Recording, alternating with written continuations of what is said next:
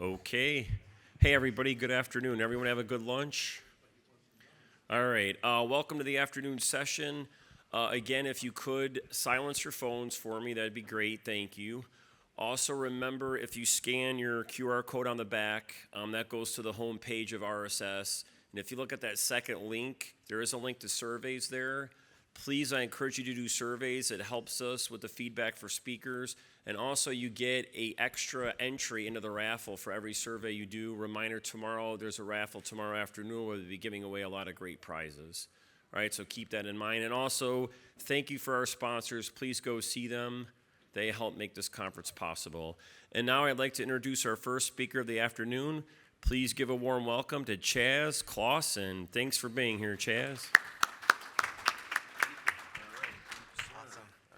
All right. Well, this is not a sexy title. I'm surprised so many of you are here to listen to this, and after lunch. So we'll see if we can make it interesting. My name's Chaz Clawson. I'm the field CTO for Sumo Logic. We do have a booth over there if you want to hear about our solution. That's not what we're talking about today. But we're going to be talking about concentrated risk in a SASE world, right? So that's kind of where we've moved to in this industry, right? Everybody's running many different SaaS solutions with that shared responsibility model. And we're going to talk about how to do that well and effectively. My background, I've been doing this for, probably 20 years maybe in the security world. 10 of those been consulting in the world of like SOCs and SecOps. A lot of my time was spent in the federal government. So I was on the NSA Red Team doing adversarial emulation, full scope penetration testing type work. But I also spent a lot of time building out SOCs. So I built out a SOC for an MSSP, for example, that went on to be acquired by Optiv. But I've worked with a lot of three-letter agencies and kind of watching how organizations can run a security operations center and what works and what doesn't work. I also teach at UMGC. If you're interested, I'll talk to you about that. So first thing I would like to do is a quick interactive poll. Raise your hand if you have more than 5 security tools in your stack. And I think everybody's hand should be up. If not, tell me what you're doing. More than 10. Okay. More than 15? More than 20?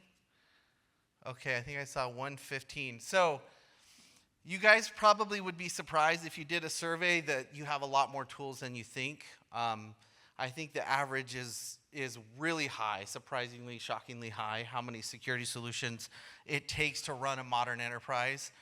And that's good and bad, right? We have a lot of really powerful point solutions, but you guys are the frontline defenders. You're on the hook to manage and monitor all of those tools, right?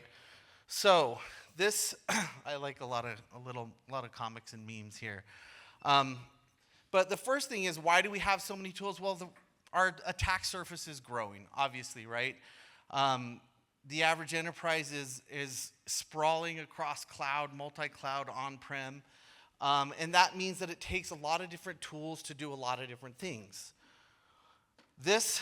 And it's not just the enterprise, right? This is happening in our lives. Like, how many gadgets do you have on your persons? How many gadgets do you have in your interconnected home and IoT? This is a really funny comic. If you can't read it all, it's so small. But the thermostat says, I'm turning off the heat until you warm up my bank account. And I'll just pick out a few. The broom one's funny. Send me $25 or I will tell everyone on your social network that you were stupid enough to buy an internet-connected broom. I don't know what it would do, but I'm interested in it already. So just everything is interconnected, right? And everything being interconnected means there's security implications, right? And as a red teamer, that's what the adversary is always looking to do, right? You're looking for a vulnerable way in. So how many of you are familiar with the defender's dilemma? Just a quick raise of hand. In concept, you probably are. Sometimes it's referred to like hard and crunchy on the outside and gooey in the middle or something. But you typically hear this in the terms of defenders are at a disadvantage because adversaries only have to find one way in. And we as defenders have to find every single possible attack vector and protect against it. Does that sound right? So this particular article, if you're interested in, was by Google, February 24, How Can I Reverse the Defender's Dilemma? No, it's not actually accurate. Why is it not actually accurate? Because a well-architected system doesn't end there at the perimeter, right? And so I took the liberty to pillage their graphic and redraw it. And this is how I would draw it, right? Once you get in the environment, there should be multiple tripwires, right? And you can think of pick your spy movie of choice, right? And they always are entering the room with all the laser beams and trying to, mission impossible to some goal. Well, it's obvious that they don't just pick the lock and get in and then it's clear sailing, right? There's security guards, there's lasers, there's motion, there's whatever kind of sensors. And that's the way a modern enterprise should be operating, right? Do you have all of these different tools in your layered defense strategy? Maybe, maybe not, right? I'm sure all of the vendors here would love for you to have all of those tools, and there could be a good case for them. But that's really on you to do your due diligence to determine what's your risk and what tools should you employ. And that's kind of what we're talking about today. So the problem is real here, and this is some statistics that I thought were telling. Tool sprawl, right? Security decision makers believe that the increasing amount of time they spend managing tools inhibits their ability to effectively defend against threats. That's 71%.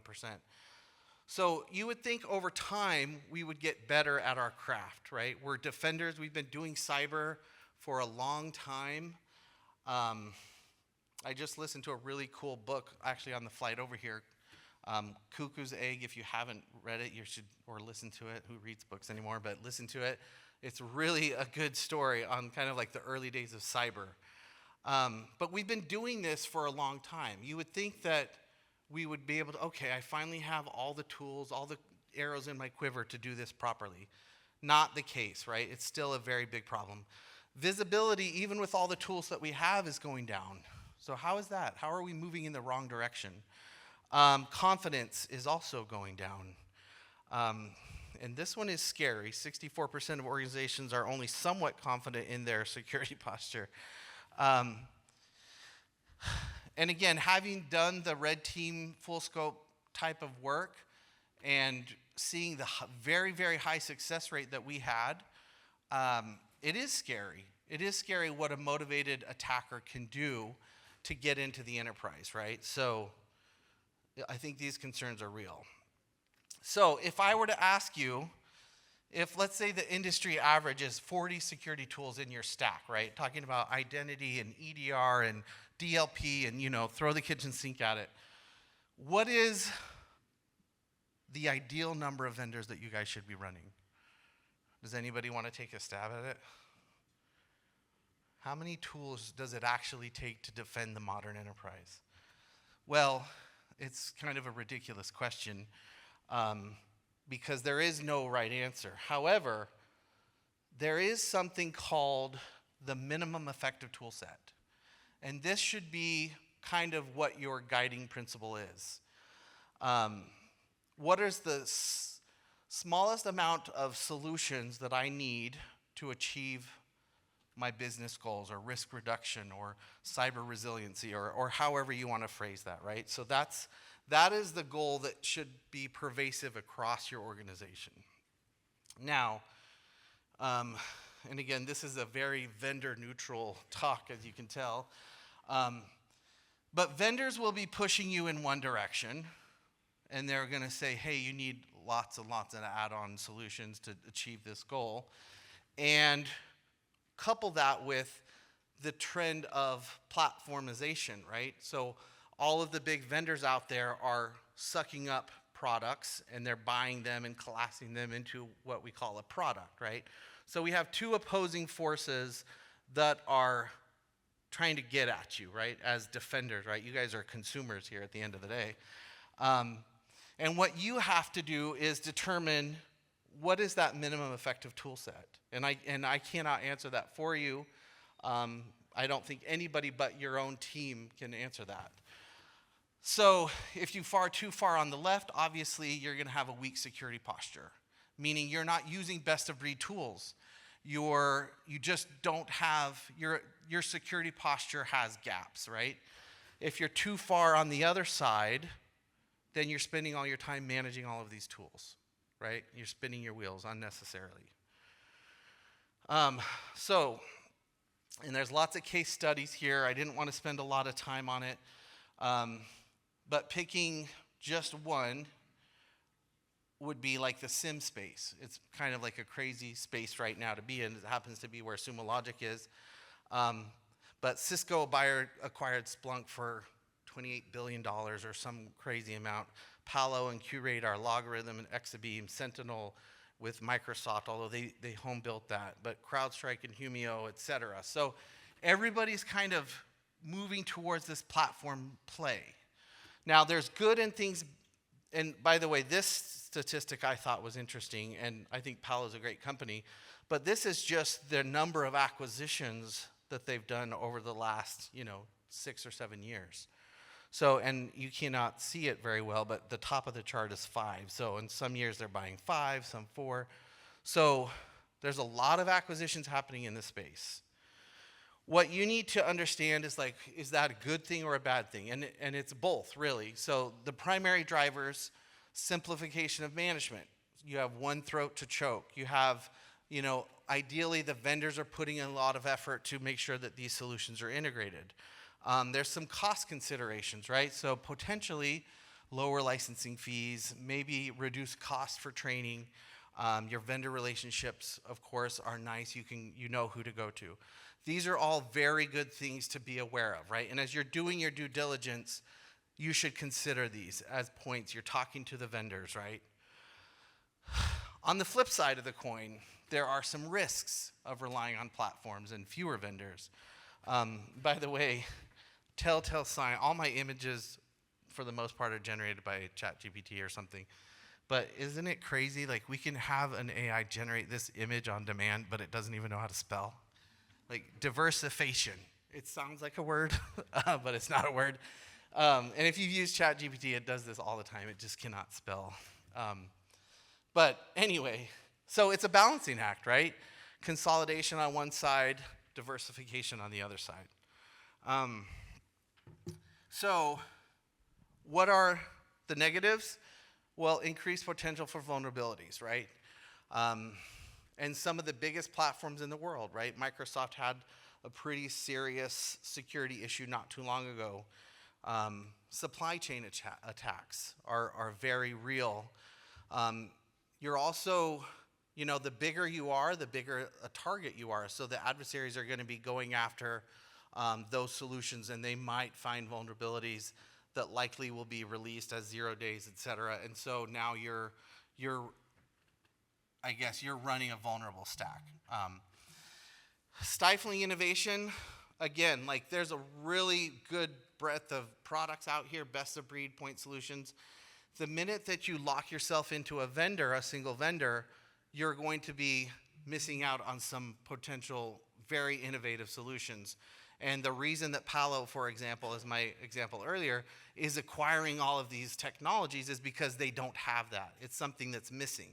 So if you focus all of your, tools on a single vendor, then you're going to have those gaps that they've already identified, and they probably are going to plug at some point. But do you really want to wait for the vendor to do that, right? So just something to think about. The other thing is vendor dependency is very real. So I call it the first hit free, right? So, hey, we'll give you this solution very cheap, and then you get blindsided in year 2 or 3 just because now that you're locked in, it's very hard to displace that tool, and your price just skyrockets, right? And then impact on negotiation power. So the slide that I showed before with a true like defense in depth strategy, and it's as old as security itself, but it's still very, very important. I think that there is some merit to having multiple solutions. And again, too many, you're going to be on the side of managing too many tools. Too few, you're going to have a weak security posture. So hopefully it doesn't sound like I don't have a lot of answers, right? I'm really hoping to give you things to think about, right, as you consider when to diversify and when to consolidate. One thing that you can keep in mind, too, is how easy is it to rip and replace a certain technology? So if endpoint protection, for example, if you'd look at the last 10 years in whatever company that you're in right now, how many different endpoint solutions have you gone through? Maybe go back as far as like Norton Antivirus, right? Or McAfee AV or whatever, right? Kaspersky, and all the way now to like bleeding edge CrowdStrike. Well, that's good. It's a good thing that you're replacing as the technologies improve. Versus like your identity platform. That's not something that you really want to be ripping and replacing all the time. So consider where it is in your layers. The closer you get to the core, the less you should be ripping and replacing, right? So identity would be one that comes to mind. Maybe your security analytics tool or your logging platform, your enterprise logging. It's very, very hard when you're retaining logs for 365 days to all of a sudden say, oh, I woke up this morning and I want to try a new vendor. Be careful, right? Because you could fall out of compliance with the whole reason that you had the logging solution to begin with. So 5 simple strategies. Here we go. Hopefully these are takeaways that are actionable. Number 1, conduct regular assessments. And this is probably my background talking here, but having a security program without a red team is like practicing martial arts in the mirror rather than with a worthy sparring partner. I'm still to this day very shocked at how many of us, including me and you, don't validate your tools, right? So you get this slick, this collateral, like, hey, we boil the ocean with this product, and we buy it, and it's expensive, and we implement it, and we don't validate it. Why? Why are we not validating it? Well, because there's another vendor knocking on the door, trying to sell us the next thing that we have to implement, and likely it's coming down from the top, hey, we need this new thing. And you forget to go back and check. Is the tool that I just bought doing the thing that I thought it was doing? There's kind of a gradient here. On the left side, we'll say is like the full scope red teaming, where you have internally or you pay a team to come in and just, when we say full scope, it means no rules, right? Do whatever you want. Drop a USB stick in the parking lot. There's a lot of crazy things you can do. Sneak into the building, put something in the bathroom, hopefully somebody plugs it in, whatever the case may be. All bets are off. Just do whatever you want. You'll get a get out of jail free card. You will find some scary vulnerabilities. Raise your hand if you're doing like full red teaming today at your organization. So, okay, 3. Is that a good, well, why do you think that number is so low? Cost. Exactly. Cost. Do you want to expound on that? Full-time engineers, all the tools, having the appropriate time available to do it. Right. And then one thing that you haven't addressed in here is that you have a full-time red team. You should also have a blue team that's working on the responses on the interior side. And they're looking at things from different performance and metric or key performance indicators that, are going to validate the tools that you've selected. I love it. So even if you did have a red team, they produce an assessment. Now you've got to take all those findings. You have to implement them. You need to go back to the blue team or the purple team and say, okay, why did we miss it? Let's coordinate, right? It's like a circus act, and it's very expensive. It's also very good, very powerful, but it's something to consider.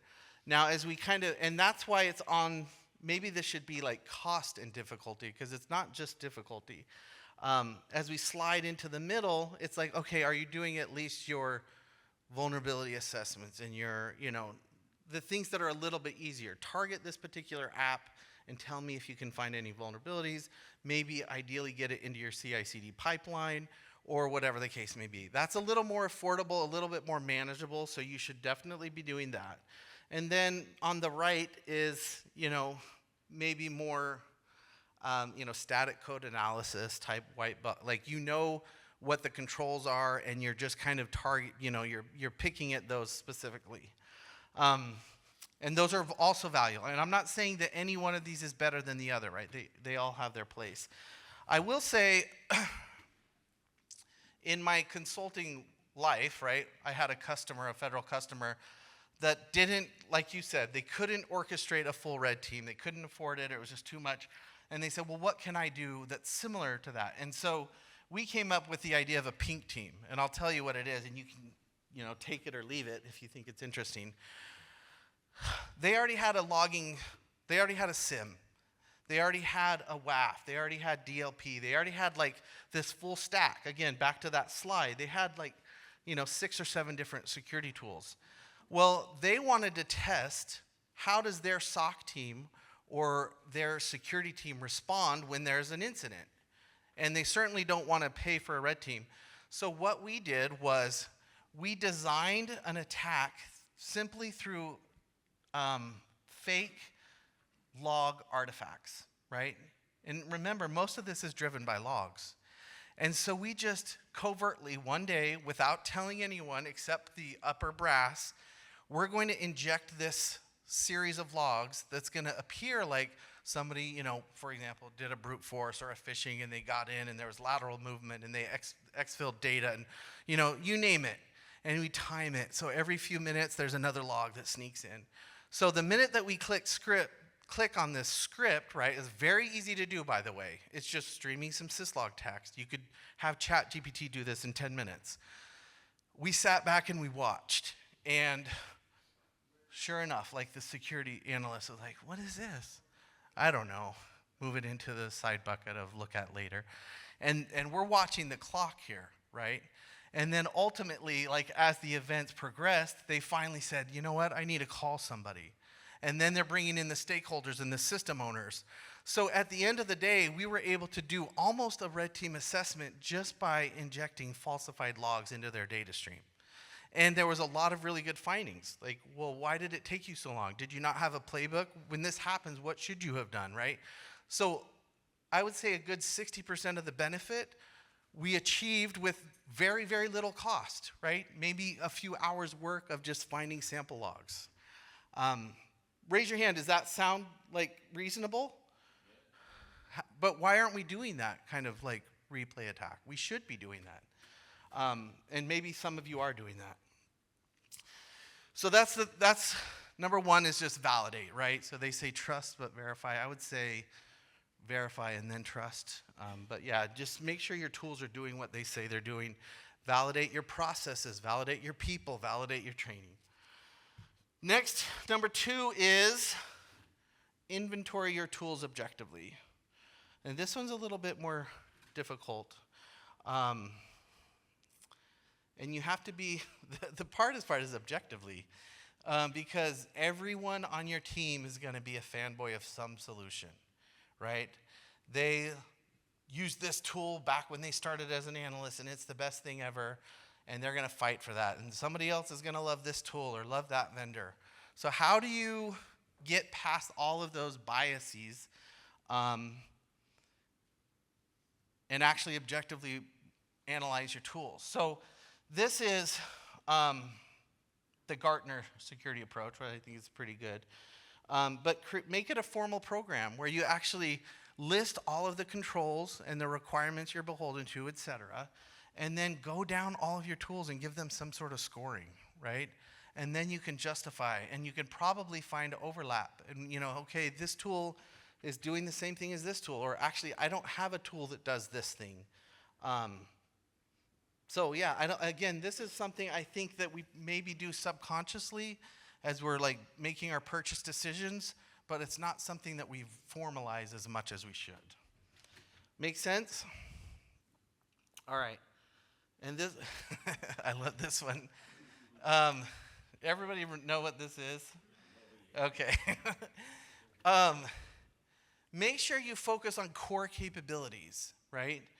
Not the flashy fringe benefits. So what is it that you're actually trying to achieve?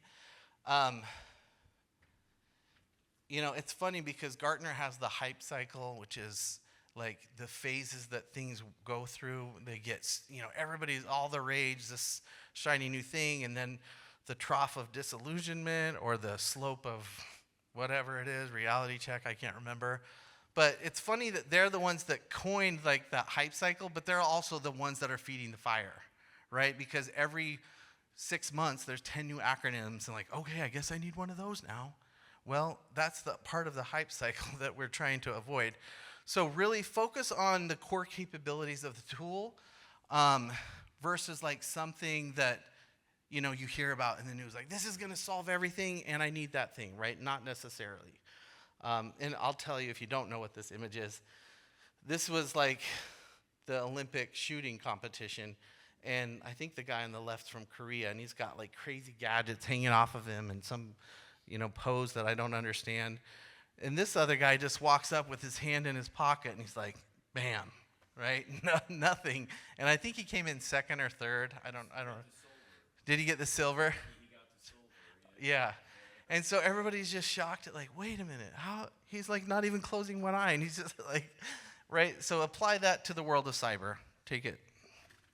All right. Selection due diligence. What does that mean? Well, first thing is, remember supply chain risk is real. Every vendor that you bring into your environment introduces new risk. So these are a handful of attestations, we call them, that you should look for as you're shopping around. FedRAMP Moderate Authorized. That's still a newer one to the fold. But FedRAMP Moderate, there's 325 controls to achieve FedRAMP Moderate certification. Why do you care as a consumer if they're FedRAMP Moderate? It means that at some point, the vendor had to go through this crazy process to validate that they're following best practices. And ultimately, in an ideal world, that means as you bring them inside your protective walls, that they're not going to be introducing new vulnerabilities, right? So these are some other ones: SOC 2 Type 2, HIPAA, depending on if you're, what industry you're in, PCI, ISO 2701. The other thing to be aware of is like, is the vendor that you're bringing in-house, do they have a bug bounty type program, right? Are they letting people bang away at their product and rewarding them if they find vulnerabilities? Being a good community, citizen in the security community, this is a big plus. This tells you that they're doing something right. This, again, another amazing creation of ChatGPT. Anybody know what that image is? Yeah, that's the cobbler's kids, right? Right, they're barefoot, and the dad's like laboring away making shoes, okay? But security vendors who you think are the most secure are not always secure. Now, I like the opening keynote because we're all in this together. I think the important thing here really is how transparent are the security vendors when things go awry. So at Sumo Logic, I'll just tell you a war story. I'm the field CTO, and not too long ago, we had our own security incident, right? And so as we claim to be the leading cloud native security analytics platform, and then we had to disclose to the world we had a security incident. It's not a fun place to be because guess who's calling? Every customer wants a debrief on what happened. Now, I can't lead you there and not tell you what happened, so I got to tell you what happened now. We had a developer using AWS in a development environment, and they put static keys in their GitHub repository. And there's a tool, if you're not familiar with it, called TruffleHog, and TruffleHog is awesome. You point it at AWS or GitHub. You put it at GitHub, and it will scan for AWS credentials that might be just dormant or, it's obviously a bad security practice. But it doesn't just find those keys and tokens. When it finds them, it will actually validate them. Like, oh, here's something. I wonder if I can log in to AWS with this, and I wonder what I can do with it. So, and these tools are funny. In the user agent string, it actually tells you, hey, I'm Trufflehog. I'm just knocking at the door. Oh, I found an open door and an open window, right? So fortunately, it wasn't our production environment. There was no like collateral damage or customer data, of course, was protected. But still, we had to disclose this. And immediately, we had to start the clock. Okay, all hands on deck. Everybody looked through the logs. Now we had to put something on our SLA page on what happened. I think we did a really good job. We brought in third-party assessors to watch us go through the logs and perform that independent analysis, IANS and a few other organizations. But that's the kind of response that we need to be having. And a lot of security vendors do this very, very well. CrowdStrike, at the recent, I can't remember the award, the Bonehead Cyber Award or something, they had their CEO go up and accept the award. And he's like, I'm accepting this. We totally blew it, but we're going to get better, right? That's what we need to be doing as a security community. But again, back to why we're having this discussion today. Look historically through the vendors that you're using, and if they don't have any security disclosures ever, that's probably not a good sign, because are they that good? I don't, maybe. But if they have some that are disclosed and they actually say, okay, this happened and here's how we got better, that's a good sign, right? It means that they're learning and they're getting better and they're getting stronger. SLAs, vendor financial stability, of course, is something to just be aware of tangentially. Make sure that you're not bringing in a tool that's going to be dead tomorrow. All right. This ties together. Avoid zero tolerance mindset. And I really, the keynote, was everybody in the keynote? She talked a little bit about this. We have to get away from, hey, we want a system that's so secure that it will never be breached, never be hacked. That's not a real thing. It creates an atmosphere of protecting the metric, which is the worst thing that you can do in security, right? Meaning, are you penalizing your security team for disclosing, hey, we blew it, right? I accidentally deleted 2 million rows, or I accidentally left this port open and somebody got in, right? You'd never want to be protecting the metric, right? So you've seen those signs in the factory floor, 300 days since the last incident. Well, then somebody cuts off the finger and they're like, you better not tell them. You better tell them that you did that at home, because I don't want to put that at 0 tomorrow. That's protecting the metric, right? What you want to do is say, okay, let's do a lessons learned. What happened? What were you doing? Makes sense? Pretty self-explanatory. So and if you're a leader in this room, find some ways to reward disclosure, or, I don't want to call them a whistleblower, but just hey, you found something, there's a vulnerability or a breach. Let's talk about it, and thank you for bringing it to our attention. All right, this is the last one, guys, so then we can turn it over for questions. Third-party risk management tools. Everything we've talked about, there's a whole practice around this, right? Building a cyber risk program that analyzes your entire tool stack, not just security, but every tool that you're using. This is a framework that we could talk all day about. So if you need help, look at one of these, and I just picked random ones that I knew about, but look at one of these different solutions that are on the market to help you do this, right? And what do you get when you buy one of these solutions? Well, automatic discovery of third-party technologies. That's half the battle. Things like Run Zero, or tools that will scan your inventory. You would be shocked how many enterprise customers don't even know what they're running. Well, are you running this? I don't know. How do you not know? Somebody's running it in some basement closet. Well, you need to know that, right? These tools will actually do that for you. They'll do a report and say, hey, here's all the technologies that we found, and this is, and then tie it to known vulnerabilities, et cetera. continuous monitoring for breaches and relevant risks. Sumo Logic probably made it on one of these lists, right? Which is why I got so many phone calls. Like, well, you just popped up and I need to know what happened. Well, good for them for calling us, right? That means they're doing their due diligence. Dynamic risk assessment of your digital supply chain. Again, you have to know what you're running and what vulnerabilities that might introduce. And then I guess lastly, automated security questionnaires to speed up assessments. The world of doing POVs, right? Questionnaires, RFIs, whatever. Get some help with that, right? There's a lot of time saving that could be done. So, kind of wrapping it up here. Have a goal of achieving a minimal effective tool set. And you have to decide what that is, right? Validate your tools by conducting periodic assessments. Likely, there's a lot of areas that you could do a better job here. Inventory your tools objectively. Find a way to formalize this approach. Do your due diligence on vendor security posture and track record. Encourage learning from mistakes by avoiding a zero tolerance mindset.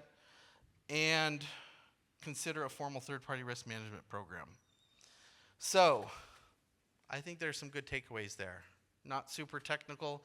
If you want a more technical talk, you can attend my next, which is in the next hour. It's on generative AI and how adversaries are using it. But this talk was not that. So, last thing, remember, you only have to be better than your peers. So, as long as you're better than them, hopefully you'll be ahead of the pack. All right, with that, any questions or comments? Like, I would love your insights as well. I'm sure a lot of you guys have some great thoughts on this topic, and you could share them with the group. Yes? There's a lot of snake oil right now in the industry, especially security industry when it comes to tax management. You got a lot of companies giving you scorecard, color meter, all they're looking at is just CVs that you may not have. As a field CTO, do you run into that with your clients, and what's your kind of approach towards that? So, yeah, I think the snake oil is always a problem. And I don't think it's specific to attack surface management. How do you deal with that? I think it really comes down to there's a really, really good book. I'm plugging a lot of books, it seems. But there's a great book, probably one of my favorite security books out there at the moment. It's called Cybersecurity First Principles by Ron Howard. He's the former CISO of Palo Alto. And the reason that I love his approach is he takes everything back to very core first principles on protecting the business and the risks. And he walks through all of the different tool sets and zero trust and like fundamentals. And it helps you avoid the pitfalls of, attack surface management hype, right? Maybe it is something you need, maybe it isn't something you need. But ultimately, is that tool going to improve the business so that they can make more money, right? That's what it's all about. You have to accept some risk, right? And that means that your attack surface will never be solid. It's going to be porous. But if the business can operate effectively and make revenue, then you've done your job, right? So that balancing, and get the book because I think it'll answer your question a lot better than I can. But yeah, great question. So you've alluded to a lot of commercial tools. What is your take on some of the open source tools that are available, and where do you think it presents risk for us as red teamers or blue teamers? So, huge advocate for open source tooling, and I think that it's really hit its stride today. It used to be that open source tools were kind of like the basement tinkerers, like, I'm going to run Security Onion and this thing and that thing.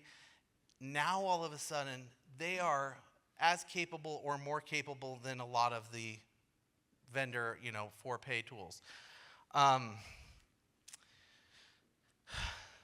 I wrote a blog article about this very topic, and if you haven't seen the KFCD, or what's the XKCD, is that what the comic is? But it shows like the modern enterprise being held up by like a little tiny stick that's being monitored or managed by some open source developer. So it's like, on one hand, the open source community is just ripping right now. And I think a lot of it is because developers themselves have a vested interest in security.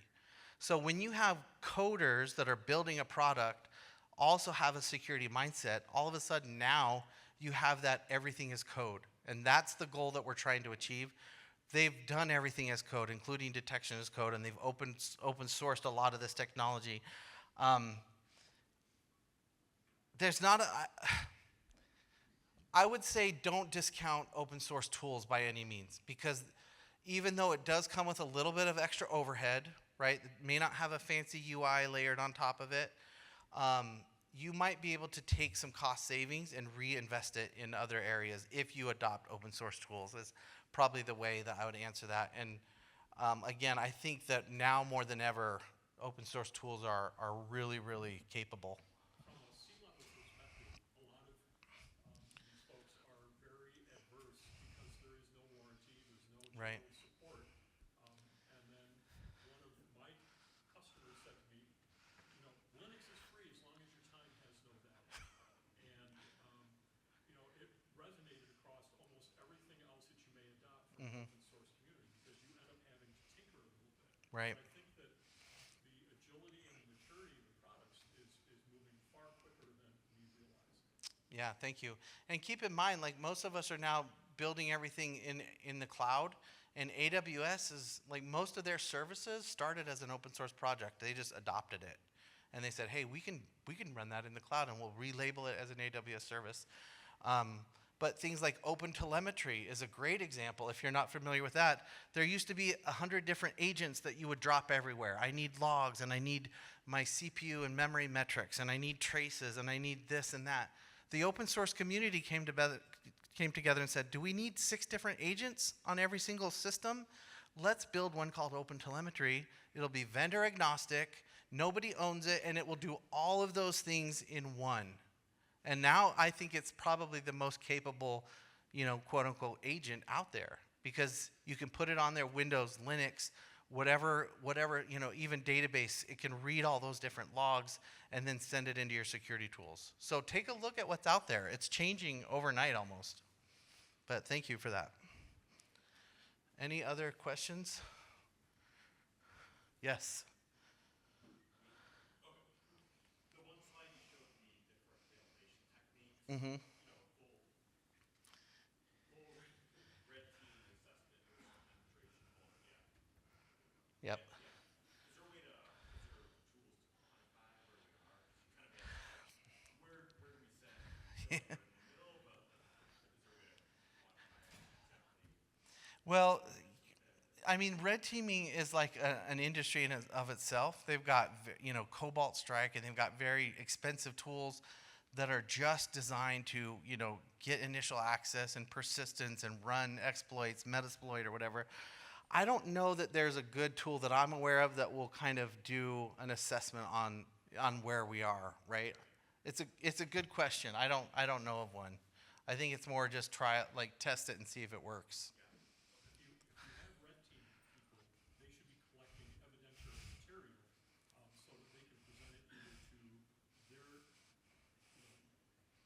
people that they're responsible Right. to or to a client.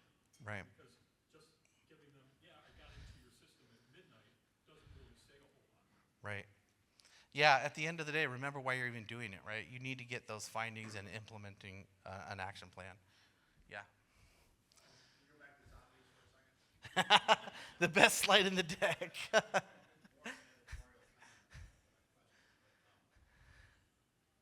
not keen on the tripping me part of talking about your competitors and your competitors. But my question, my comment is more in my general sense is you need to outrun the tiger. It's still implied. Yeah. There's 2 of you around and there's one of you. I tend to use the analogy where you have to outswim the school of piranha. It doesn't matter how many people you show them that they're swimming. Yeah, you know what's interesting? Yeah, it's really interesting. I don't know that this analogy even applies at all anymore, because the adversaries are now doing everything at scale.